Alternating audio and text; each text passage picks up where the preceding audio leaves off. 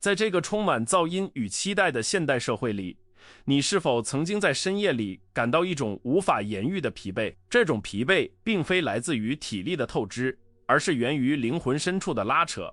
我们一方面渴望像西方斯多葛学派那样拥有一颗不可战胜的内心，对外界的评价无动于衷，只专注于自我的掌控；另一方面，我们身处东方文化的血脉之中，从小被教导要顾全大局，要在乎他人的感受，要履行家庭与社会的责任。这种内在的矛盾往往让我们在追求做自己与做个好人之间进退失据，最终陷入深深的焦虑之中，不知道该听从哪一个声音。试想一下你今天在职场或家庭中遇到的场景，当面对不公的指责时，你的本能反应或许是愤怒或委屈。这时斯多葛哲学告诉你，这不在你的控制范围内，不要让它伤害你的心灵。然而孔子的教诲却在耳边回响，君子求诸己，小人求诸人，或是提醒你要维持和位贵的人际关系。于是你强忍着情绪，表面上维持了和谐，内心却像是经历了一场海啸。我们往往误以为这就是修行，但实际上这只是压抑。这种压抑积累久了，会让我们变得麻木，甚至对生活失去热情。我们总是误解了这两大古老智慧的真谛。我们以为斯多葛主义就是变得冷血无情，像石头一样切断所有情感连结。同时我们也误以为儒家思想就是无条件的顺从，失去了自我的于忠于孝。这种肤浅的理解正是现代人痛苦的根源之一。我们试图用不在乎来逃避责任，又试图用讨好来换取安全感，结果却是两头落空。我们既没有练就罗马皇帝马可·奥里略那样的钢铁意志，也失去了孔夫子那种仁者不忧的从容气度，只剩下一个在焦虑中颤抖的自我。其实无论是古罗马的廊柱下，还是春秋战国的杏坛前，这两位伟大的思想家都在试图解决同一个问题。在这个动荡不安、充满苦难的世界里，一个人究竟该如何活得有尊严、有价值？斯多葛学派强调内在的堡垒，教导我们如何在混乱中保持理性的秩序；而儒家则强调外在的连结，教导我们如何在关系中实现仁爱的价值。这两者看似对立，实则是一体两面。没有强大的内在自我，我们无法在社会中立足；而脱离了社会责任，我们的自我修炼也可能沦为自私的空谈。今天我们不只要探讨哲学理论，更是一场关于生存策略的深度对话。我们要拆解那些让你感到窒息的时刻，被房贷压得喘不过气时，看着同龄人成功而感到嫉妒时，面对亲人离去感到无助时。在这些时刻，单纯的忍耐是没有用的，单纯的合群也是无济于事的。我们需要一种更高级的思维操作系统，将斯多葛的刀与儒家的玉结合起来。这把刀用来斩断无谓的妄念与恐惧，这块玉用来温润我们与世界的关系。马可·奥里略曾在战火纷飞的前线写下：不要浪费时间争论什么是好人，去当一个好人。这句话与孔子的先行其言，而后从之有着惊人的共鸣。他们都厌恶空洞的言辞，推崇实实在在的行动。但在行动之前，我们必须先清理内心的战场。很多人之所以活得痛苦，是因为他们试图控制那些无法控制的事物，比如别人的看法、股市的涨跌、过去的遗憾，同时却放弃了唯一能控制的东西——自己的判断与意志。这是斯多葛学派最核心的诊断。我们的痛苦源于价值判断的错位。然而，如果我们只修炼内心，是否会变得孤独而傲慢？这就是儒家智慧入场的时刻。儒家提醒我们，人不是孤岛，我们的生命意义是在与他人的互动中呈现的。一个真正的斯多葛主义者不应该是一个逃避世俗的隐士，而应该像孔子所说的知其不可而为之的勇士。我们修炼强大的内心，不是为了躲进山洞，而是为了更勇敢地走入人群，承担起父亲、母亲、主管、朋友的角色。这种入世的勇气配合出世的超脱，才是我们今天要寻找的终极答案。在这段旅程中，我们会发现，所谓的西方自律与东方道德在最高层次上是殊途同归的。他们都要求我们在此时此刻保持极度的清醒。斯多葛的专注、当下与儒家的诚意、正心，都在教导我们如何从自动驾驶的昏睡状态中醒来。我们大部分时间都活在对未来的焦虑或对过去的悔恨中，像行尸走肉般度过一天又一天。而哲学就是叫醒灵魂的闹钟，只有当你真正醒来，你才能看清痛苦的本质，并找到解脱的路径。接下来的时间里，请暂时放下你手中的琐事，关掉那些干扰注意力的通知。我们将要进行一场心灵的手术，这场手术不需要麻醉，反而需要你保持最敏锐的痛感，因为只有直面痛苦，我们才能疗愈它。我们将一步步拆解斯多葛与儒家的核心工具，将它们打造成你对抗混乱世界的武器。这不是一场轻松的娱乐，而是一次重建自我的工程。如果你准备好了，愿意直面内心的软弱与渴望，那么请跟随我的声音继续往下走。在这个章节结束之前，我想请你问自己一个问题，并将答案放在心里。你是为了别人的掌声而活，还是为了自己内心的安宁而活？或者你是否一直在这两者之间疲于奔命？承认这种挣扎并不可耻，因为它是觉醒的开始。接下来我们将进入具体的实践领域，看看这两大古老智慧如何联手，帮我们打破这层厚重的精神枷锁，找到那条既能独善其身又能兼善天下的智慧之路。如果我们要为斯多葛哲学挑选一个最重要的基石，那毫无疑问就是控制二分法。艾比克泰德这位曾是奴隶的哲学大师，在他的手册开篇就直言不讳地告诉我们，世上之事，有些是我们能控制的，有些是我们无法控制的。这听起来像是一句废话，但请你仔细检视自己的生活，你会发现我们绝大多数的痛苦都源于试图去抓紧那些根本无法控制的东西。我们试图控制别人的喜怒哀乐，试图控制未来的经济走向，试图控制老去的容颜。我们把幸福的钥匙交给了运气，这无异于自愿成为命运的奴隶。在现代社会的职场与家庭中，这种界限的模糊尤为致命。你为了一个项目彻夜加班，最后却因为市场变动而被取消，你感到崩溃、愤怒，觉得世界亏欠了你。斯多葛主义者会在这个时刻冷静地介入，将这件事像切蛋糕一样切开。你的努力、你的专注、你的方案、质量，这是你能控制的；而市场的反应、老板的决策、项目的结果，这是你无法控制的。一旦你将关注点从结果强行拉回到过程和意图上，焦虑就会瞬间失去燃料。这不是阿 Q 精神的自我安慰，而是一种极致的理性。有趣的是，这种思维模式在儒家思想中也有着惊人的回响。孔子将其称为知命。孔子一生周游列国，推销自己的政治理想，却处处碰壁，甚至几度陷入绝境。若是常人早已抑郁而终，但孔子却能乐以忘忧。为什么？因为他深知道之将行也与命也，道之将废也与命也。他明白结果是由天命决定的，非人力所能强求。但他能控制的是自己是否尽人事。这种尽人事、听天命的态度，正是东方版本的控制二分法。它让我们在不可控的命运面前，依然保有可控的尊严。让我们用一个双方都喜欢的隐喻来说明：射箭。在古希腊与古中国，射箭不仅是技能，更是修身之道。斯多葛哲学家安提帕特曾说，射箭者能控制的是拉弓的姿势、瞄准的专注和释放的时机。一旦箭矢离弦，风向如何，目标是否移动，就不再是他能左右的了。儒家在射艺中也强调射者人之道也，射求正诸己，己正然后发，发而不中，不愿胜己者，反求诸己而已矣。这种思维将成败的焦点从靶心移回了自身，让我们从对结果的恐惧中解放出来。那么，如何在日常生活中实践这种心法？首先，你需要进行一场责任剥离的练习。每天早上出门前，花1分钟预演今天可能发生的不如意，地铁可能会延误，客户可能会挑剔，孩子可能会在学校惹麻烦。告诉自己，这些外部事件不是我的责任，我的责任是面对这些事件时保持冷静、理智和仁爱的态度。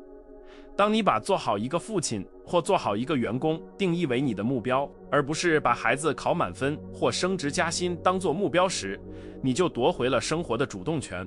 这并不是让你变得消极或不思进取，恰恰相反，这能让你爆发出更纯粹的行动力。当你不再为了别人的赞赏而工作，不再患得患失于结果，你的心智资源就能100%地投入到当下的行动中。这就是斯多葛所说的与自然和谐共处，也是儒家所追求的素其位而行。在你的职位上，做你该做的事，不羡慕别人，不抱怨环境。这种专注所产生的力量是巨大的，它能让你在一片混乱的焦虑中，成为那个唯一清醒、稳定的人，成为周围人的定海神针。然而，要做到这一点，我们还必须对抗另一个强大的敌人，我们自己的情绪与判断。斯多葛学派认为，事情本身并不伤人，伤人的是我们对事情的看法。当别人辱骂你时，真正让你受伤的不是那几句话的声波，而是你认为我受辱了的这个判断。如果你能像旁观者一样审视这个过程，你会发现这只是对方情绪的宣泄，与你的价值毫无关系。这就是客观化的力量，剥离掉那些附加在事实上的形容词，还原事物的本来面目。这与儒家的克己复礼有着异曲同工之妙。许多人误以为克己是压抑人性，其实克己是克服私欲与情绪的冲动，让言行回归到礼的轨道上。礼在这里不仅是仪式，更是一种理性的行为规范，一种保护机制。当你愤怒想要拍桌子时，礼像是一个缓冲区，提醒你这样做符合君子的样式吗？这样做能解决问题吗？儒家通过外在的仪式感来规范内在的情绪，而斯多葛则通过内在的逻辑辩证来化解外在的冲击。想象一下，当你在家庭争吵即将爆发的那一刻，斯多葛的理性告诉你，发火是短暂的疯狂，除了破坏关系，没有任何好处。与此同时，儒家的温情提醒你，这是你的亲人，此刻的忍让不是软弱，而是为了维护家庭的和谐。当这两种声音合流，你就能在情绪的风暴中心找到平静的风眼。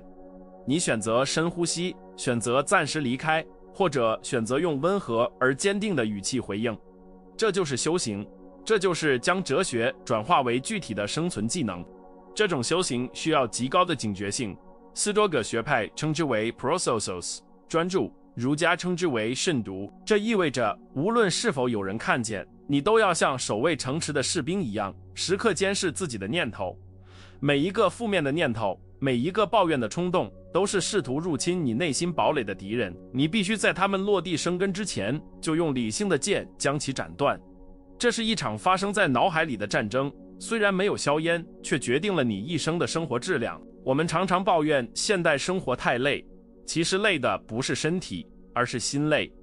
心累的原因就是我们背负了太多不属于我们的重担，又在关键时刻被情绪牵着鼻子走。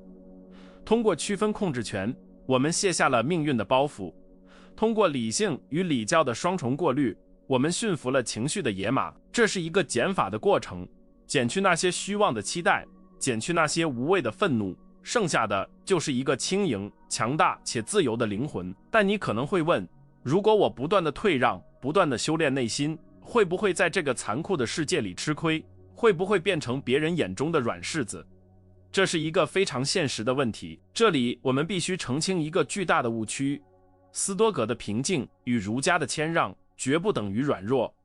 马可·奥里略是统领罗马军团的皇帝，孔子是精通六艺的常人。他们的温和背后藏着不可撼动的原则与力量。真正的强者不是那个在路怒症中大声咆哮的人，而是那个能控制自己不按喇叭的人。真正的威严不是来自于咄咄逼人的气势，而是来自于那种泰山崩于前而色不变的定力。当你修炼到一定境界，你的平静本身就会形成一种强大的气场，周围的人会本能地感受到你是一个有原则、有底线、不可随意冒犯的人。你的不争反而让你赢得了真正的尊重。现在我们已经掌握了防御的盾牌、控制二分法和过滤的网，理性与理。但这还不够，生活不仅仅是被动的应对，我们还需要主动的出击。在接下来的章节中，我们将探讨如何面对生命中最大的恐惧，失去与死亡，以及如何利用这种恐惧转化为热爱生活的巨大动力。这将是关于时间与价值的终极一课。我们生活在一个极度推崇正向思考的时代，书店的畅销榜上摆满了教你如何吸引财富、如何获得快乐的书籍，仿佛只要我们闭上眼睛，用力许愿，宇宙就会回应我们的期待。然而，斯多葛学派却提出了一个反直觉，甚至听起来有些触眉头的建议：负面想象 premeditatio malorum， 这不是悲观主义的自虐，而是一种心理疫苗。就像我们会注射微量的病毒来产生抗体，斯多葛哲学家建议我们在顺境中刻意去想象最坏的情况发生，破产、生病、名誉扫地，甚至是至亲的离去。这听起来很残酷，但它是治疗现代人脆弱心灵的唯一解药。试想一下，当你每天出门都预设今天一切都会顺利，那么只要遇上一点小小的堵车或同事的冷脸，你的心理预期就会崩塌，进而产生愤怒。但如果你已经预演了灾难，当灾难真的降临时，你会说：我早就在脑海中见过你了，我准备好了。而如果灾难没有发生，你会获得双倍的快乐，你会因为单纯的活着，拥有健康的身体和稳定的工作而感到狂喜。这就是斯多葛哲学的高明之处，它不依赖外在环境的变好来获得快乐，而是通过降低心理阈值，让你随时随地都能感受到富足。这种对无常的深刻洞察，在儒家思想中同样占据核心地位。孔子在川上叹曰：逝者如斯夫，不舍昼夜。他看到的不是水的流动，而是时间的无情与生命的不可逆。儒家强调孝与礼，很多时候是因为他们深知子欲养而亲不待的残酷。现代人往往把父母的唠叨当作耳边风，把伴侣的陪伴视为理所当然，因为我们潜意识里傲慢地认为来日方长。但儒家与斯多葛都在大声疾呼，没有什么来日方长，只有当下即是。艾比克泰德曾给过一个让人毛骨悚然的建议：当你亲吻你的孩子时，要在心里对自己说，他可能活不过今晚。这句话初听令人反感，觉得这是对生命的诅咒，但请深呼吸，仔细体会其中的深意。当你意识到这可能是最后一吻，你还会边看手机边敷衍吗？你还会因为孩子打翻牛奶而大发雷霆吗？不会的，那将会是你生命中最深情、最专注、最温柔的一个吻。死亡的阴影反而让爱的光芒变得前所未有的耀眼，这就是哲学的转化力量，置之死地而后生。我们身处一个消费主义的陷阱中，也就是心理学所说的享乐适应跑步机 hedonic treadmill。 我们买了新车，兴奋1个月，换了新房，快乐半年，随后这一切又变成了乏味的背景板。我们又开始渴望下一个更大的目标，我们永远在追逐更多，却永远感到匮乏。斯多葛学派的塞内卡对此有一剂猛药：练习贫穷。他身为帝国首富，却会定期哪怕几天只吃粗糙的面包，穿粗布衣服，睡在地板上，然后问自己：这就是我所恐惧的状况吗？当你主动剥离了物质的舒适，你会惊讶地发现，原来即使没有那些昂贵的身外之物，我依然活得很好，我的理性依然存在，我的尊严毫发无伤。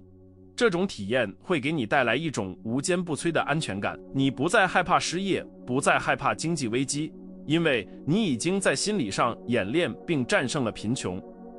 而在儒家看来，这就是颜回一箪食，一瓢饮，在陋巷，人不堪其忧，回也不改其乐的境界。真正的富足不是拥有的多，而是需要的少。将这两种智慧结合起来，我们能得到一个强大的现代生存策略。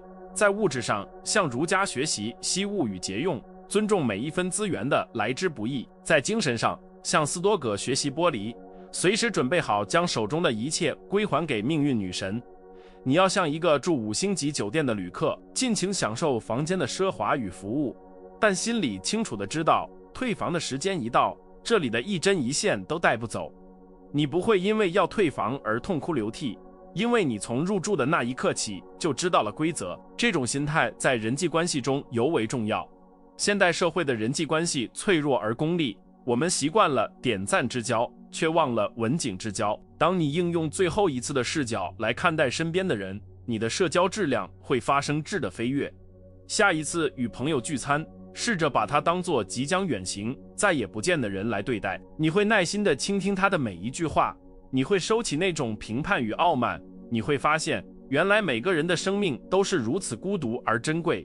儒家的人在这一刻与斯多葛的珍惜当下完美融合。我们还必须警惕嫉妒这条毒蛇。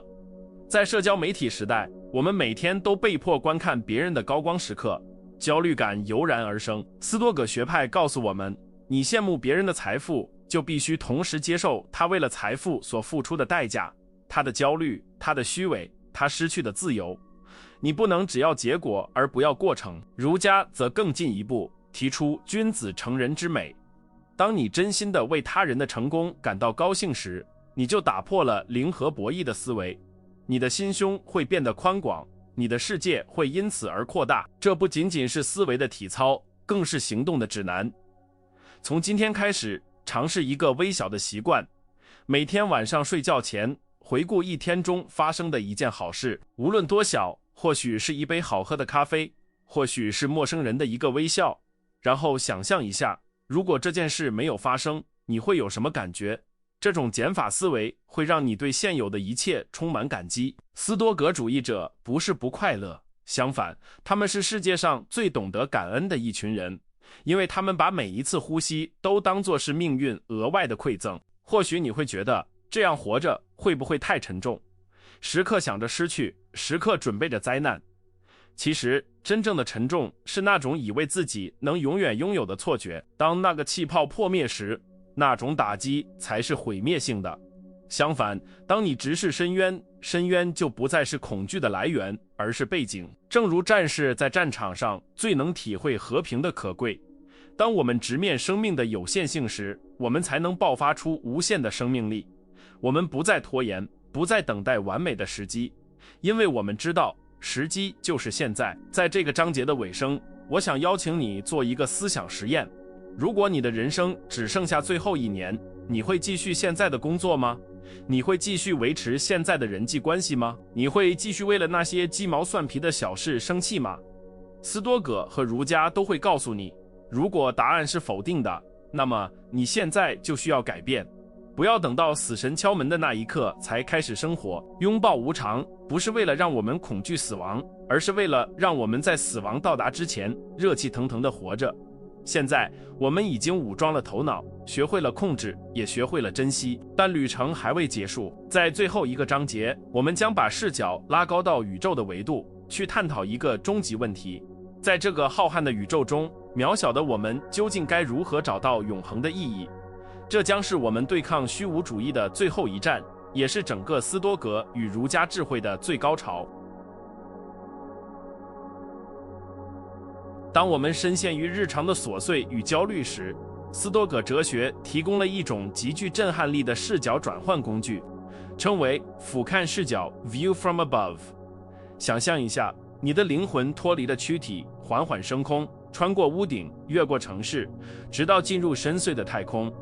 当你从那个高度俯瞰地球，你会看到什么？国界消失了，那些让你彻夜难眠的争吵变成了无声的微尘，那些让你感到屈辱的失败简直微不足道。马可·奥里略常常在夜深人静时仰望星空，他在日记中提醒自己，在永恒的时间与无限的空间面前，凯撒的荣耀与乞丐的饥饿不过是同样转瞬即逝的泡沫。这种宏大的宇宙观与儒家所追求的天人合一有着惊人的共鸣。儒家并不只关注人伦日用，它的终极关怀是指向苍穹的。孟子说：“尽其心者，知其性也；知其性，则知天矣。”这意味着，当我们把人性的善良发挥到极致，我们就能感受到宇宙运行的脉搏。我们不再是一个孤立的个体，而是浩瀚宇宙生生不息流动中的一部分。这种认知会带来一种深层的释然，你不必独自对抗世界，因为你本身就是世界运作的一部分。当你拥有了这种视角，你将获得一种超然的入世态度。你在职场上依然努力工作，但你心里清楚，这份工作并不是你生命的全部，甚至不是你价值的来源。你的老板发怒了，你看到的不再是一个可怕的权威，而是一个被情绪控制的可怜生物，在宇宙的某个角落里发出无意义的噪音。这种抽离感并不会让你变得冷漠，反而会让你生出慈悲，因为你看见了众生的渺小与挣扎，你明白了每个人都在这场必败的战斗中拼命挣扎。这就是斯多葛所说的人类共同体 Sympathia。 而在这个宏大视角的终点，站着那个我们所有人都必须面对的终极导师——死亡。斯多葛学派著名的 Memento Mori， 记住你终将一死，不是为了吓唬你，而是为了唤醒你。古罗马将军在凯旋游行时，身后的奴隶会不断耳语：记住，你也只是个人，你也将死去。这句话如同一盆冷水，浇灭了人类最危险的傲慢。死亡是唯一公平的裁判，他不看你的银行存款，不看你的社会地位，他只问你在这有限的时间里是否活得像个人。儒家对于死亡的态度则更加温情且务实。孔子说：“未知生，焉知死？”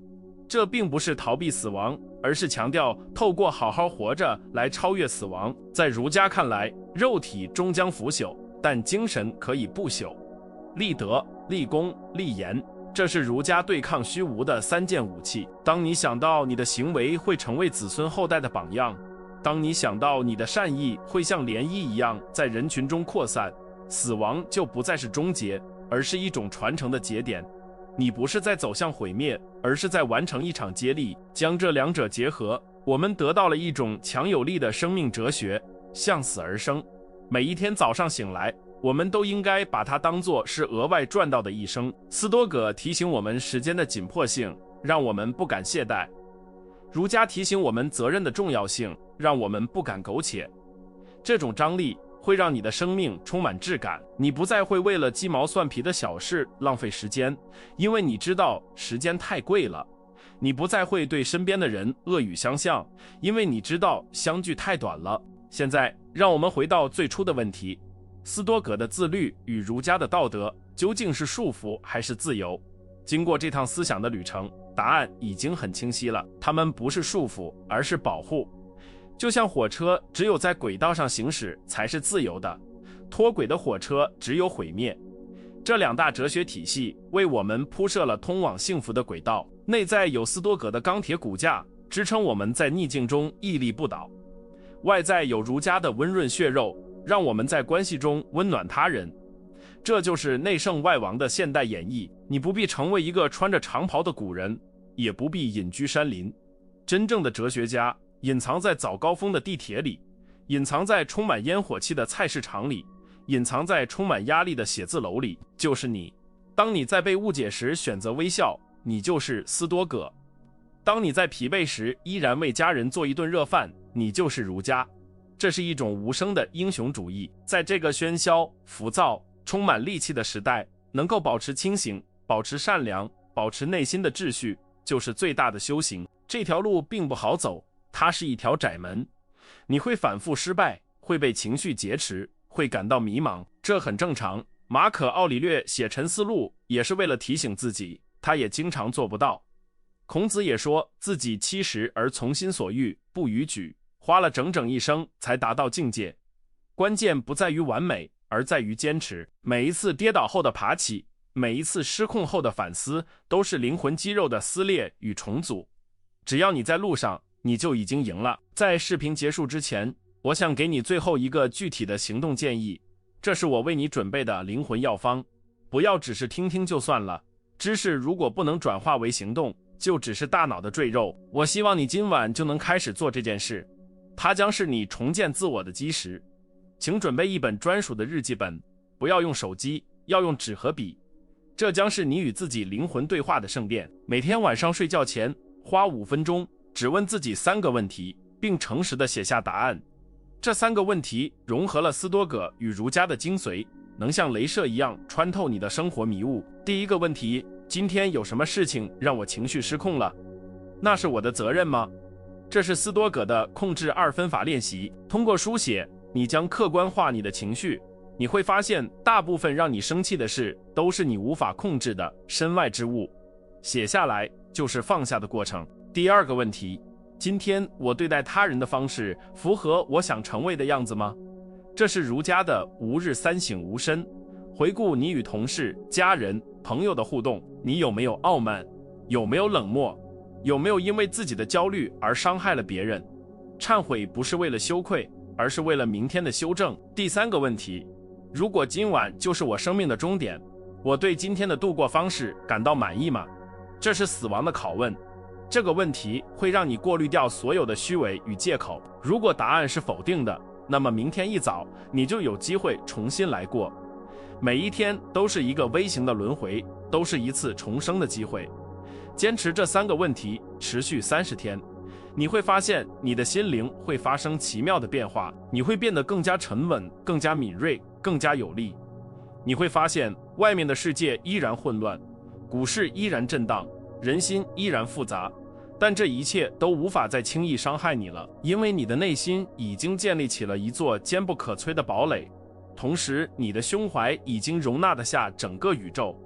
这就是哲学的力量，它不是书架上的灰尘，它是你手中的剑，是你心中的光。我们生活在一个充满不确定性的时代，但有一件事是可以确定的，你的品格、你的选择、你的意志永远属于你自己。拿回这个主动权，从现在开始，活出一个不可战胜的自我。感谢你陪伴我走完这段思想的旅程。如果你觉得这段内容触动了你心中的某个角落，请不要吝啬你的分享，因为这可能正是某个在黑暗中挣扎的朋友所需要的一束光。这不仅仅是一个点赞，这也是儒家推己及人的一种实践。我是你们的思维伙伴，在这个嘈杂的世界里，让我们一起守护内心的宁静，修炼强大的灵魂。记住，风暴虽大，但掌舵的人是你。我们在下一个视频，在更高的智慧维度里不见不散。